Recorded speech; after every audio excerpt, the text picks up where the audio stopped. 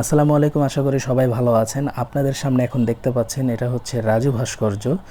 আর এটা মূলত হচ্ছে টিএসসি চত্বর বা টিএসসির মোড় বলে।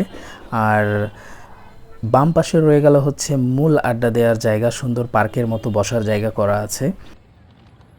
বিস্তারিত আরও সুন্দরভাবে যে ভিডিও করব তার কোনো অপশন ছিল না, কারণ অটোরিকশা হওয়ার কারণে এত দ্রুততার সাথে চলছিল যে একটা বাইক এই অটোরিকশাওয়ালা মামার আগে যেতে পারছিল না।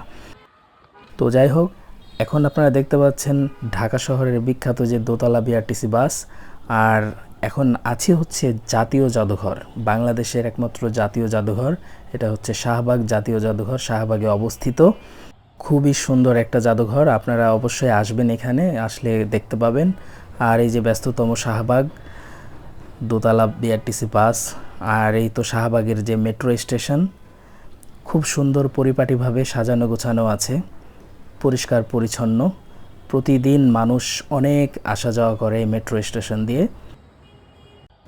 আপনারা কখনো ঢাকায় আসলে অবশ্যই সব জায়গায় ঘোরার পাশাপাশি জাতীয় জাদুঘর ঘুরে যাবেন। দেশের অজানা অনেক ইতিহাস জানতে পারবেন। দেশীয় আন্তর্জাতিক অনেক ইতিহাস, অনেক নিদর্শন এখানে রয়েছে। আপনি ঢাকায় এসেছেন কিন্তু পুরান ঢাকা ঘুরে দেখেননি, তাহলে আপনি ঢাকার কিছুই দেখেননি।